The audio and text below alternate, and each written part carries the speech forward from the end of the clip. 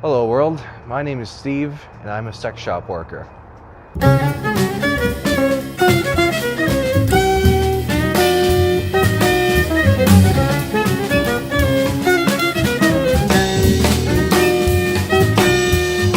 Hello NTV, welcome to Crubs. Come into my crub.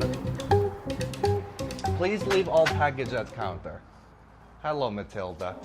I worked here since about June or July. My mind gets really fuzzy.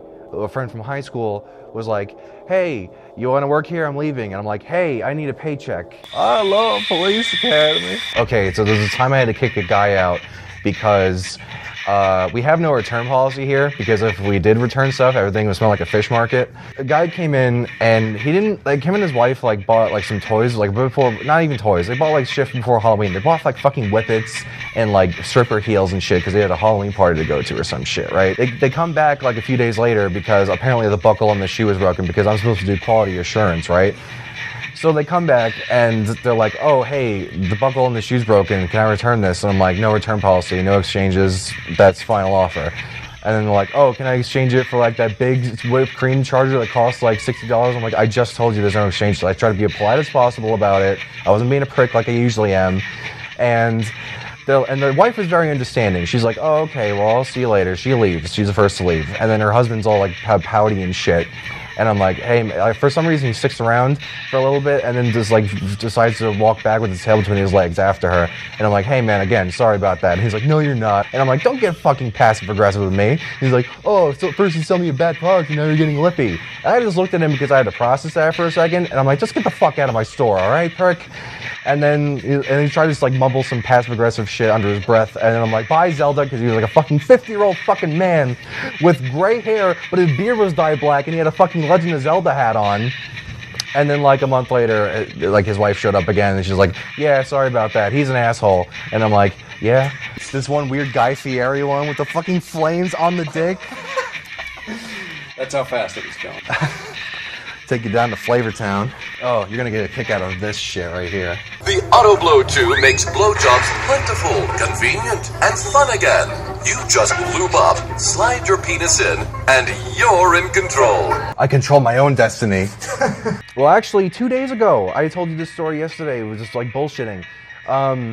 This guy and this lady come in and they're looking, and the guy's like, oh, do you have white chicks, black dicks 3? And I'm like, I prefer 1 and 2. Sequels are usually never as good as the first one.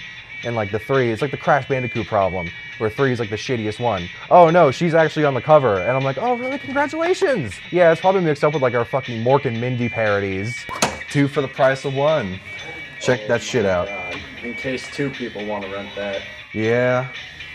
Just fucking Robin Williams is turning around in his urn. 2 Mork and Mindy copies have been sitting there since I started working here, and that's among the new releases. And then there's a Cosby Show parody. The pudding, I'm going to jail. That was just in hindsight, that's also really bad, the Cosby parody. And then I'm like, hey, what's the guy's name? I kind of recognize you, sort of.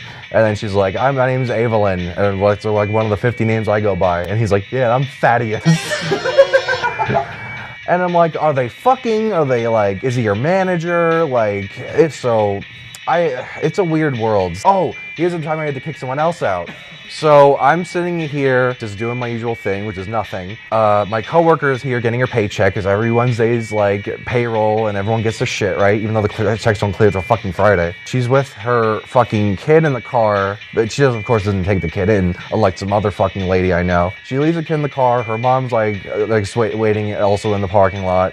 And then she comes out. She comes back into the store immediately because she didn't have work that day. And I'm like, what's up? Did you forget something? And she's like, there's a guy just waving his dick in the winds.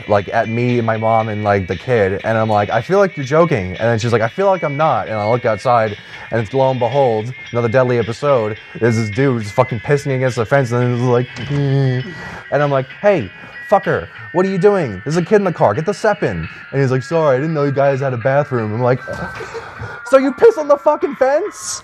I caught 2 people fucking in the alleyway right next to the shop on camera. At first, it was they were obscured by a truck. And I'm like, well, if I don't see it, it doesn't happen. And then it happens. Some people are just fucking nuts, which is a dime a dozen anywhere, really. And especially around here, where the most popular things to do are meth and each other.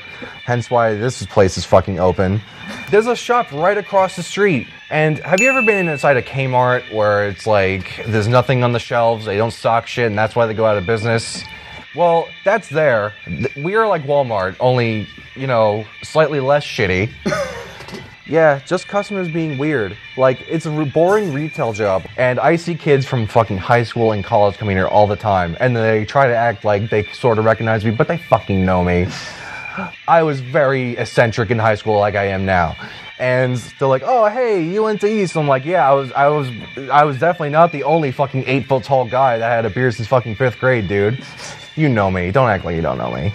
I mean, don't get me wrong, I have my fun, but other times it's just mostly dead, and I just have to either break change or fucking reorganize movies. So if you're coming into like the Bartonsville, Tannersville area for whatever reason, I would recommend you. Well, I would recommend you not to do that. Yeah, come on by to Adult Outlet. I'm not being paid to say this. I barely get paid as it is. Stay in school.